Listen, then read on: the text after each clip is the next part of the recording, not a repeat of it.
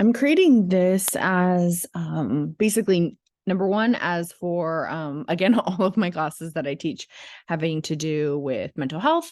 So it's perfect because this is a very concise, what I like to call cliff notes, as you can see right here. So detox versus anti-craving meds.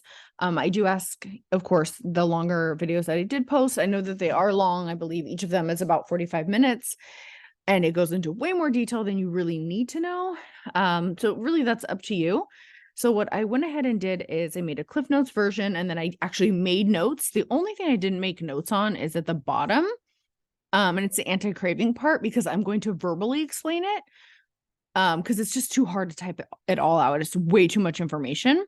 So if you want, just as like a pre disclosure, if you want to just know that information, just go right to that point. And I'm going to keep it short and concise, not because it's not important, but because I want you again to remember the important points. I mean, I think everything's important, but really, really what I think would be most beneficial for you to know going out there or working from anywhere from med surg to emergency room, ICU, mental health, anywhere you go, right? Okay, so let's get down to this so we can make sure that you actually listen to the whole thing, hopefully, and I will post these notes as well. And I'm also going to post, I know some of you know what it is, but a CWAS scale as well as a COWS scale, so it makes a little bit more sense. Okay, so let's get into it here. So first and foremost, um, I'm sure many of you already are aware of this, but there are several complications that can occur from alcohol and drug addiction. I mean, from just the entire body, right? It would take 1,800 lectures, not to exaggerate, to really go over all of that. And I would love to do that, but I'm picking two specific ones that have to do with the brain. Because I just think that both of these are two in which it involves the gastric, your absorption of vitamins, and the other one has to do with the liver. So I'm kind of like, well, it kind of goes together, right? So we'll talk about these two. Okay, so first one being, and by the way, this is important because this will definitely show up on quizzes and your final. And I mentioned to my VN class that the main part of this, not that it's not all important, is about obviously the dangers of detox. Like what is more potential to cause death? How do you look for these signs and symptoms? This is extremely, extremely important, especially with the rise of alcoholism and drug addiction in general. We want to be able to do our best. So let's just quickly point out two things here. One is called Wernicke-Korsakoff syndrome. Yeah, mouthful. I don't like the other term for it, but I will say it. And I did not want to write it, but I will say it. And it's called wet brain. And I'm saying it because I think that is, if you are familiar with it, that is the term. Personally, I find it derogatory for myself just because it's not the proper term, but I do understand that that's a hard word to say. These are the two gentlemen that basically, discovered the syndrome and what's going on in the body. So what happens is, and this can be with more than just alcohol, just as a side note, but it is usually more linked to alcohol, and I'll explain in very short why. And I'm not just going to read from here. You can read. I'm going to explain. So this is a syndrome. And as you all know, we have something called the vitamin B1, the other name for it being thiamine, and our body actually requires it. It's not one, and in the moment I'm totally blanking. We know ones we make and ones we don't, and it's called something. I don't think that's the important part. The important part is knowing our body does not create this. We need it with the intake of food, vitamins, what have you. So if we're not getting enough of this vitamin, unfortunately, your brain really, it counts on it. It counts on it. And both of these, by the way, that we're going to talk about, this one, hepatic encephalopathy, both have to do with the brain and the brain not functioning properly, having some brain damage, one being potentially reversible, one not. I don't, again, mean this in a derogatory way, but if I had to choose one, even though the treatment is pretty not fun, it would be hepatic encephalopathy. And I think you'll know why after, unless they caught my Wernicke-Korsakoff's early and we did treatment. So one of two things tends to happen with somebody who is drinking copious amounts of alcohol. Either number one, they're not potentially they're drinking their calories. So they're not intaking maybe the proper nutrition. It could be because they're, again, not hungry. They have no appetite because they are full of, I mean, as most of us are aware of, alcohol has an immense amount of calories. So maybe they're just not hungry. Perhaps they're homeless and that they're not getting the proper nutrition. And then another potential reason can be because alcohol is very acidic. And even if we were to take in the vitamin, for thiamine, the breakdown of it can be hindered through the absorption. So we're not actually absorbing the amount that we need due to the fact that it's not being absorbed because alcohol is basically, I'm just going to keep it simple, blocking it.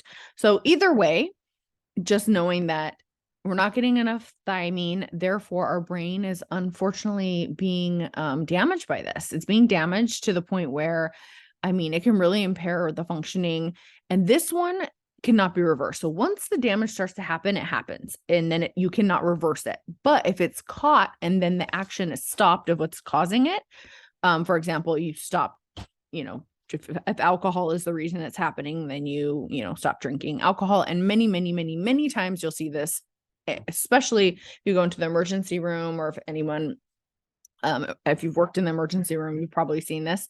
They'll give a banana bag, which has thiamine in it. So thiamine is like an automatic order. It happens for me too. And when I work in detox, it's an automatic thing that we give.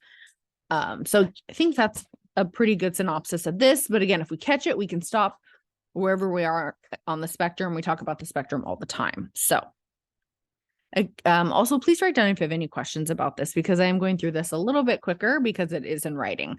Now, the next one is hepatic encephalopathy. Hepatic meaning our liver, and then encephalopathy has to do with our brain. And our liver has, if you are not aware of this, it has about 500 different functions. It's a powerhouse. It does so much for us. And one very important thing that it does is it helps to rid ammonia from our body. Well, ammonia, as we know, is a toxin. So we don't want a toxin running through our body. And once our liver, for whatever reason, and again, this doesn't all have to be related to alcohol, but that's what we're talking about. You can have liver damage for many other reasons: hepatitis, inflammation of the liver caused by cancer, caused by several different things. But we're going to focus on alcohol for this lecture. So basically what happens is, once our liver is damaged, scarred, right? We get scar tissue. It goes in different levels. We won't get too far into that, but it could be a partial cirrhotic liver, basically not enough blood flow. Your liver's not able to do its job efficiently or effectively.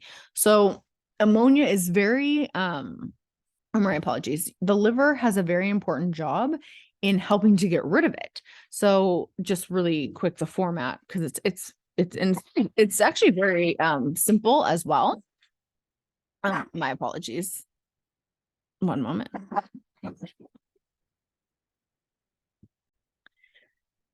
Okay, so again, kind of breaking it down into what happens is, so you have your liver, and for whatever reason, it's not efficiently or effectively doing one of its many jobs. And let's say one of that is ridding ammonia from the body. So what the liver does, it holds on to ammonia, and then it takes part in basically turning ammonia into urea. I will never quiz you on this, by the way, but I think that the helping to make the connection will help you remember it better. So your liver assists the body basically turning ammonia into urea. Urea should sound hopefully familiar. And then urea, what do? We will pee it out usually. And then it's out of our body. And that's the way our body continues to create homeostasis. That way we do not have ammonia floating around in our bloodstream. Now, if we're not able to do that because our liver's not able to function in that manner, what happens? Now we have this toxin that's floating around in our body. And unfortunately, so it's in our vascular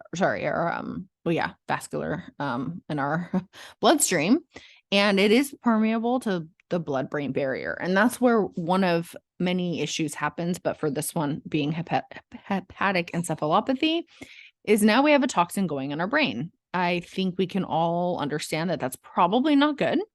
But the good thing is this: if we catch this, and it's pretty noticeable, again, if, as I mentioned earlier with Wernicke-Korsakoff, we're going to start noticing some deficits. And if we do a blood draw and we notice there's an increased amount of ammonia, that's why it's so important to understand. It's not just the the AST and the ALT. Those are the liver enzymes, which most people associate with the liver not working efficiently or effectively. There are so many other things that can be tested. Ammonia is really important. If we have a high level of ammonia and then pair it with other things, we can usually tell if somebody has a bad liver, and then we go from there. But let's move forward. So now we have this ammonia. What are we going to do? Now, this one we can potentially reverse because we'll catch it, right? So the studies show different things, but usually it's not going to cause, like the other one, damage right away. And then we notice it, and then we take a very, very, very sticky, and if you've ever seen it, you will never forget it. It is sticky. Patients hate taking it. It tastes disgusting, and you have several bowel movements a day. Well, why? Because most of your ammonia actually hangs out in your intestinal tract, mainly in your colon. So if we can, as it's going throughout the bloodstream through your system, we know obviously your blood goes to your intestines and your colon, because otherwise it would not be alive. It gets the ammonia basically, and it sticks to the lactulose. That way you have several bowel movements a day, therefore making it to where the ammonia level in your body goes down, therefore equaling not causing brain damage. So that is a very quick of it. It's quite lovely, but quite not at the same time. Okay. And again, I'm going to say it just, I know I'm going very quick because these are the clip notes. So let me know if you have any questions. Just write them down and we can definitely discuss them in class. So now detox. This is where we talk about safety. So this is the part I'm mainly going to focus on. And this video, as I mentioned, this is the main part right here. So when will someone start to feel withdrawal, and when is it most dangerous? So first we're going to start with here. So alcohol and benzos, we've talked about this before. They go to the same place in the brain, which is one reason why we use benzos, to help you get off of alcohol. So everyone's a little bit different, but usually the most dangerous time. So these are, if you had to say the most dangerous, benzos and alcohol by itself, together, what have you. If one is in withdrawal, those are the most dangerous in a nutshell, because somebody can have a seizure. And I'm going to tell you how to look for that and the scales that we use if you're not familiar with them. And I'm going to post them also underneath this mini lecture. So usually it's about day like 48 to 72 hours, which is the most critical, but we don't know that. So I never just say, oh, they're not going to have a seizure. It's only been 6 hours. I don't know that. And that's why I tell people when they come in on alcohol, benzos, really any substance that they're on, well, actually that's not true. Pretty much alcohol and benzos, because those are the ones that, and opiates usually too, just for the fact of them being not totally in discomfort, and more will become revealed with that. But the two most important is if somebody's coming off of alcohol and off of benzos, and I know that, I'm going to tell them, take the normal amount. Please do not overdo it, because I don't want them to hurt themselves and have their last hurrah, is what we call it, usually, because we don't want somebody to overdose. So usually it is about 48 to 72 hours when a seizure is most likely. Now, how are we going to know if they're going to have a seizure? Okay, so alcohol. So think seizure and discomfort. Those are two things we're trying to avoid. Seizure, because not good. Someone can die from having a seizure. They can fall, hit their head. Their blood isn't clotting well, because we know that the liver helps with blood clotting. And obviously their liver's probably not doing well if they are using alcohol copious amounts. So their platelets, all of that's off. And now there's danger. So what we're looking at here is anticonvulsants. That is the number one thing. And this is what's going to be on your NCLEX as well. This is very, very, very important. So there are two medications types, benzodiazepines, which we've talked about in class before. The most popular ones that we use for withdrawal will be Ativan, Valium, and Librium. The other names for those, as we've talked about before, are lorazepam, diazepam, and I cannot say it. It starts with a CH, but it's called Librium. And when we talked about benzos, I said, I'll talk about Librium later. And the reason why is because I've never seen Librium given for anxiety. I've only seen it used for withdrawal, and it's usually more in the hospital. No rhyme or reason, no idea why. The efficacy on both of these for benzos or phenobarbital as an anticonvulsant because that's really what we're trying to avoid here, which is why we use a scale. And I want you to look at the scale. And the scale is like an order. The physician or whomever, NP, they'll write, and you'll see the questions when you open it up. It has to do with like, what's their blood pressure? Are they diaphoretic? It'll give you more signs and symptoms too than I wrote here. And then it'll say if they get between this score and this score, this is how much, Ativan you give them or whatever they prescribe for that patient. So this really can be helpful for that. I have my own opinions on it, but we're going to stick to the what you'll probably see on a test or, ED or wherever you end up working. So benzodiazepines such as Ativan, diazepam, or Librium, I have seen Klonopin used like a couple times. I've never seen Xanax used. Why do they choose these ones? I don't know. They've been most probably effective to work on those type of benzos, right? But the efficacy between benzos and phenobarbital, I've looked at many studies. And phenobarbital, by the way, is a barbiturate if you're not familiar with it. And it is an anti-seizure med as well. It does fall under anti-seizure. These are both potentially habit-forming medications. So we don't keep them on them. It's basically, I think I've mentioned this in class before, if somebody was taking 10 shots of alcohol a day and I could wean them off of it that way and say, okay, we're going to do 9.5 for 2 days, then 9 for 3 days, and 8, wean them down like that. That's torture in my personal opinion. And it's in my, again, personal opinion.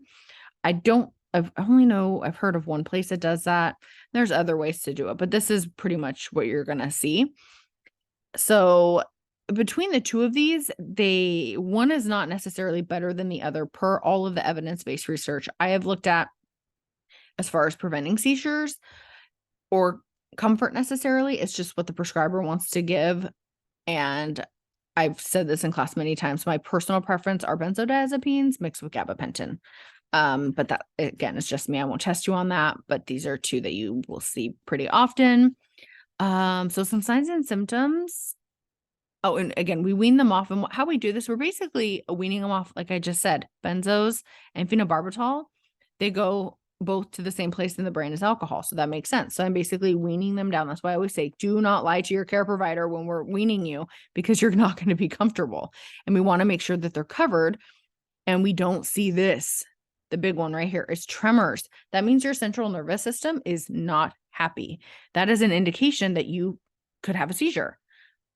But I want to warn you, and I learned this not the hard way, luckily. But I thought you had to have tremors when I first started in the industry here in order to have a seizure. You don't. It's very rare. There will normally be signs and symptoms. That's why we always check for tremors. Arms go straight out, fingers straight out, spread out, and taut.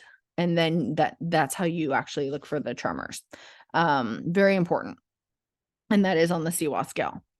Nausea, vomiting, confusion, just in short, delirium tremens. This is a big deal. It can cause death. And that's because of the things that it's hurting in your body. I mean, if you have a hallucination, that says right here, it can cause hallucinations. The only unfortunate time is somebody jumped off the roof of a hospital. That's the one that the only one I've ever heard of in 15 years. Doesn't mean it can't happen. But we definitely want to prevent this. This is why we're doing all of this other stuff. We want to prevent delirium tremens. Someone can have a heart attack because their heart rate has gone up so high because of the delirium tremens, and then potentially death because of these symptoms that we're seeing. All right. Benzos, very, very, very, very similar to alcohol.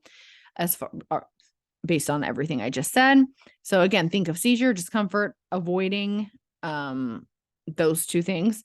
And when I say discomfort, I've said this a couple of times in different classes, but in my personal opinion, if somebody is comfortable, I'm not trying to like get people high, but if someone's comfortable, they're more likely to stay in treatment. So that's why I put discomfort. And we're healers, right? I mean, I know there's that stigma, this, that, and whatnot, but I'm mainly talking from the side of like, treatment wise. But even in the emergency room, I mean, if we get someone comfortable enough to have a conversation with them and they're safe, maybe we can get them into treatment. That's just my personal philosophy. All right. So of course, what do we want to do? We want to avoid seizures. So we can do a couple different things. One thing is we can wean them from the benzo that they're on. So let's say they're on Xanax, we can wean them off their Xanax. If they're on Ativan, we can wean them off their Ativan. Or we can use a different type of benzo. I'll just correct this typo now. But we want to think of half-life, of course. If somebody's detoxing off of, let's say, Valium, we already know Valium has a longer half-life than Ativan. Probably not going to give them Ativan, right? That's just kind of, to me, the critical thinking aspect. I will not ask you that question, but these are things to think about because we can question whoever wrote that order. So usually we'll we'll use the benzo they're on, another benzo, or phenobarbital. And I'm going to continue the signs and symptoms, same, except delirium tremens, not for benzos, but same type of thing. And we can still use a CWA scale. I've never seen it done, but just kind of putting it out there. Opiates, it's not comfortable. Oh my goodness. It's just, wow. I mean, none of this is comfortable, but to watch somebody, I mean, skin crawling, just so uncomfortable. And all of these have cravings, right? We've talked about this. We want what we want that feeling. Our body, our whole brain has changed. The whole makeup of it has changed. So we're craving, we don't feel good. It's, again, that's why I think being comfortable, as comfortable as we can make them is, and of course, safe. Opiates, definitely some discomfort. We treat the symptoms. If they have insomnia, in my personal opinion, we're going to treat the insomnia. If they have this, but as far as safety wise, I'm not even going to get into it. Tramadol is the only one that I've really seen that's really, really dangerous, unless obviously we're talking overdose. But we're generalists here, so we're not going to get into it. But tramadol is one that can potentially cause seizures. What I want you to connect to it is that what two are the ones you can basically die from? Alcohol and benzos. And with opiates, we use a Cal scale, and that can tell us basically where they're at in their detox and potential medications that we're giving them for maybe anxiety for a short term, or, there's the anti-craving medications, which we'll get to. For stimulants, such as methamphetamine, cocaine, things like that, there are no FDA medications for detox or for craving. So I'm just going to say this right now. We treat the symptoms. Usually people coming in that are detoxing from stimulants will sleep for 3 to 7 days and because they basically crash and eat. Those are the two things that's kind of the norm. Okay, so now we move into the bottom part here. Like I said, if you wanted to only listen to this part because I didn't really take notes on it, I'm going to give you the very simplistic part of it, because in my bigger videos, I give like the more nitty gritty. But now these are the anti-craving. So some are abstinence-based and some are harm reduction. Abstinence-based meaning it does not ignite dopamine in the reward pathway. Harm reduction meaning it can potentially cause quite a bit of it. We try not to, or just a little bit. So it depends on your recovery is your recovery. That's what I always say. It's not my recovery, it's yours. So whatever's going to help you be better in your life, in my personal opinion, I'm on board. That's again, my opinion. So antabuse, you definitely need to know how this works. So we're going to talk about alcohol. I know not all of the anti-craving medications are on here. So I'm just and not all of them have anti-cravings. Mainly we're going to focus on alcohol and opiates. So right now I'm just going to get this out of the way. Benzos, we wean off, and then there's no anti-craving meds for it. We wean off, And then from there, what can we do though? We can, if somebody's having anxiety, and you will definitely have rebound anxiety, we can put them on something that is not habit forming. Like we've talked about, like Boost Bar or an SSRI or something like that. Stimulants we've already talked about, but there can be other things going on with this individual. They could have ADHD. A lot of my patients that use stimulants have ADHD, and we can give them non-stimulant type ADHD meds, such as Strattera. Just putting that out there. Okay, that's all I'm going to say about those two. And now we're going to focus on these two. So with alcohol, definitely Antabuse. So Antabuse is very interesting. This is the one that does not work. This is the only one that doesn't work in the brain. It works on the body. So definitely need to know this. It will definitely be on your final. So Antabuse, it basically works on the liver specifically. And what it does is it blocks the enzyme that helps you to, or makes it to where you can metabolize alcohol. Therefore, you can't metabolize alcohol. Therefore, you have a buildup of alcohol and it makes you extremely ill. In essence, what I call it is alcohol. It's like alcohol poisoning. And one of the good things about it that I always tell my patients, it helps you plan for the bad days because it lasts in your body for 1 to 2 weeks. So you can't take it and be like, oh, I'm not going to take it today because I'm planning on drinking. And that's very scary. So this is more considered, yes, it is anti-craving, but to me, it has to do with, there's a specific word that I like to use. Anti-craving, yes, because you're going to get sick. Aversion therapy, that's what it's called. So in essence, yes, it does fall under the category of anti-craving because, I don't want to get sick. And I will tell you, most of my patients they do test it and they'll drink on it and it does not take much. And vomiting, some people have to go to the hospital. I've never seen anybody die or anything like that or heard any cases, just if you're wondering about that. But it's more aversion therapy because it's like, I know something bad is going to happen. So like, I don't want to do it. And this one also takes some cognitive functioning as well, because think about where is alcohol's everywhere. Alcohol is in perfume. Alcohol is in all sorts of things. It's everywhere. Hand sanitizer. That doesn't mean you're going to have a full blown, attack and like start throwing up, but people will start maybe feel a little bit flush or not well. So you really need to do a lot of explaining if somebody goes on Antabuse. And another question I get asked all the time is, well, how long should they be on these medications? I hate this answer, but it depends. A lot of providers will say 3 to 6 months. I say 6 to 12, or as long as you need to, and we work with you. So that's kind of, take that for what you'd like. Now, naltrexone. Naltrexone works both for alcohol and for, I'm actually going to write it right now. Sorry, naltrexone / Vivitrol. So it works for both. And let me explain why. And this will make more sense because I'm going to do a lecture. So for my VNs, they've already gotten this lecture about like endorphins. I will give this to SJSU on Friday, on the 28th. But okay, so naltrexone, we've heard of Narcan. Narcan is basically if somebody overdoses on opiates, there's several different mechanisms of Narcan, but we give Narcan through, nasal or an IM injection. And what it basically does is it pulls off the opiates off the opiate receptor, therefore helping with the overdose. It's very short acting.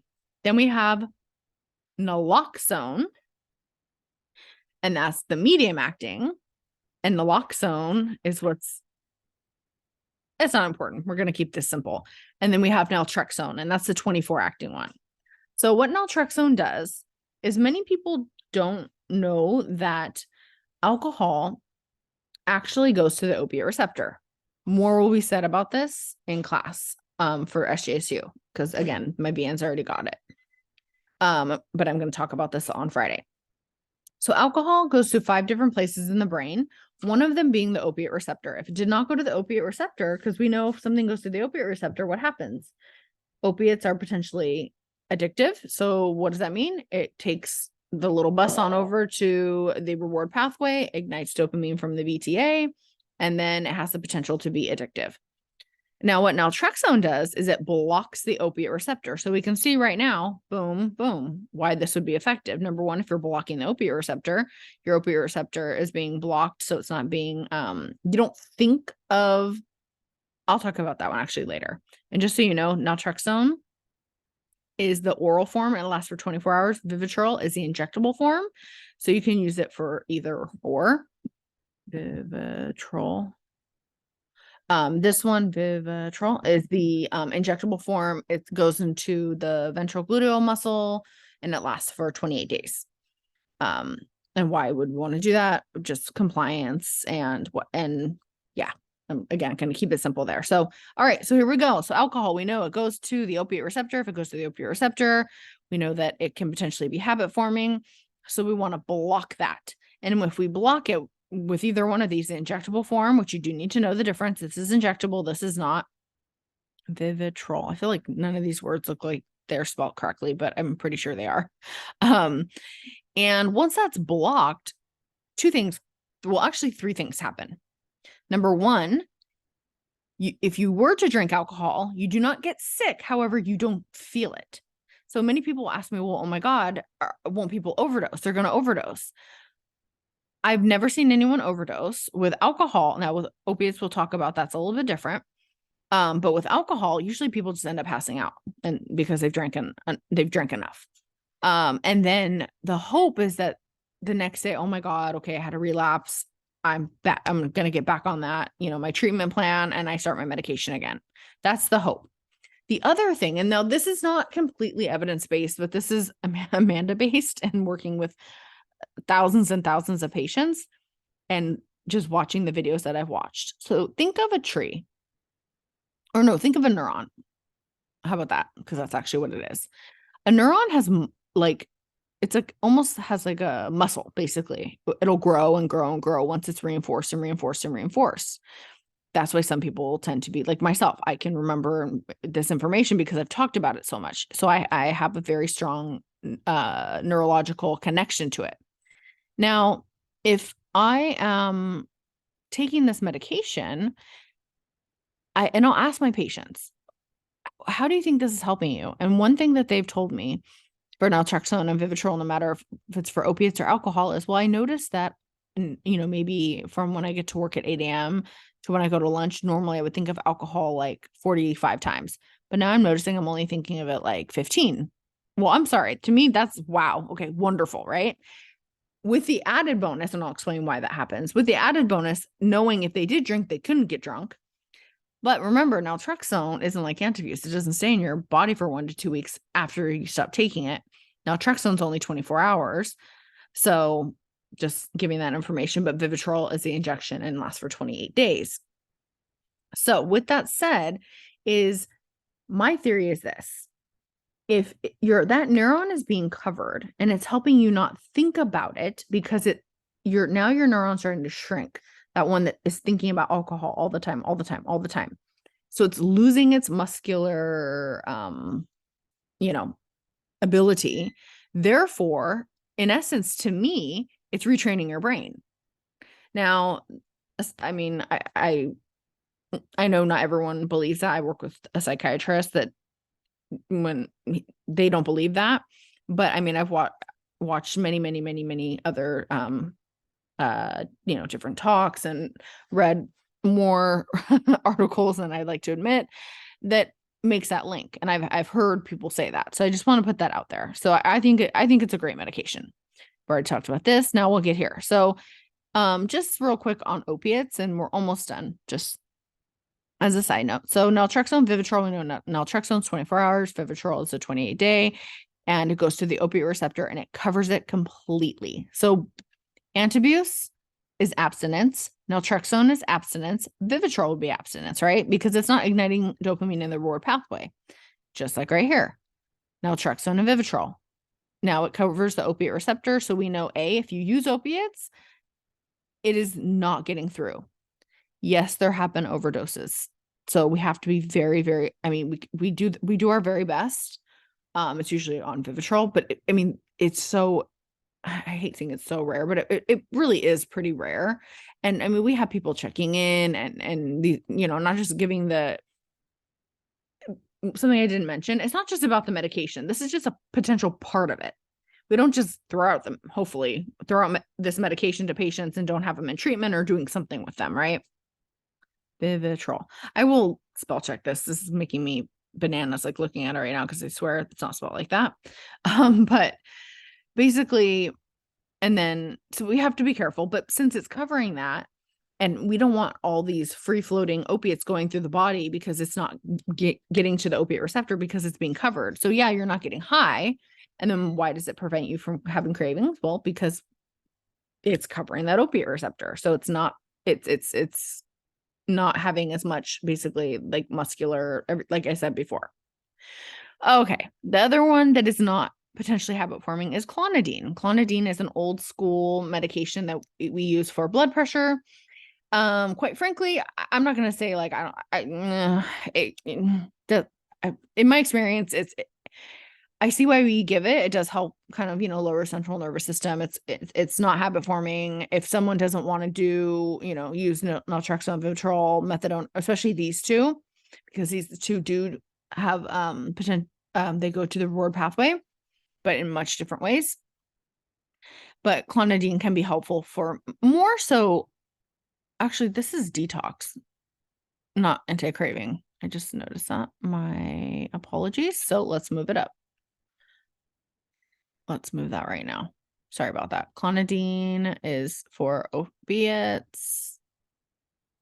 So I'm saying it out loud so you guys can all hear. So that can help with comfort. I'm not saying it's bad, by the way. I just, I'm giving my 2 cents on it. Okay. Now we go to methadone and Suboxone. I go way further into depth. I'm not doing that here. So on my other videos. So methadone, I think it's a bad rap. I'm not saying that I'm not trying to change anyone's mind, but I will say that yes, this is a Schedule II medication.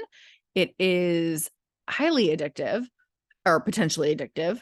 It is considered a pure opiate, meaning like it is an opiate 100%. So it goes right to that opiate receptor and stimulates it. The hope for methadone, and I'm not going to go into the philosophies and how we do it and all of that. That's in the video. I'm just sticking to how the medication works, is that we get you on the right dose. This is harm reduction. Now remember both of these, Suboxone and methadone. Methadone, I want to get you on just that right dose to where you're not high, but you're not sick. That is not easy. It is not easy. And you all watch, hopefully, the Ruth Poti video where she talks about putting someone on methadone for 3 months. I mean, come on. It is ridiculous. It truly is. It takes that long just to get them on the right dose. Which, by the way, we don't start anti-craving medications until someone's done in detox, by the way. It's usually like a week or 2 after like they're detoxed. We don't do it while they're detoxing. So with methadone, unless we can use them for both, which again is more on the video. So methadone can technically be used for none of these except for methadone and Suboxone that are on here. These two can be used to help with detox for opiates. So methadone, like I said, we're trying to hit that sweet spot to where you feel normal, and it comes in a liquid form and tablet, but for the purposes of like a methadone clinic, they give liquid for several different reasons. It's cheaper. We can make sure that they actually took it. Like it's just easier to tell that it's been taken. Just like anything else, people take advantage of the system. So I think methadone's gotten a really bad name when I've seen it change and save so many lives. So just with anything, I think there's good and bad, but knowing how it works is, I think, the most important, and knowing that it's dangerous. It is dangerous. It can be mixing it with other things. Respiratory depression, opiate overdose, that's what can happen. So, but that's the hope with methadone, is we get that sweet spot.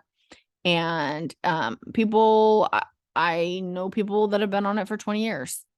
As you guys all know, I work on call at a methadone clinic. So I'm just going to keep it at that. So yes, you can use it to detox and then slowly wean off of. But in my personal opinion, I have not seen much success with that, because Methadone in itself, it's like, let's say you're using heroin.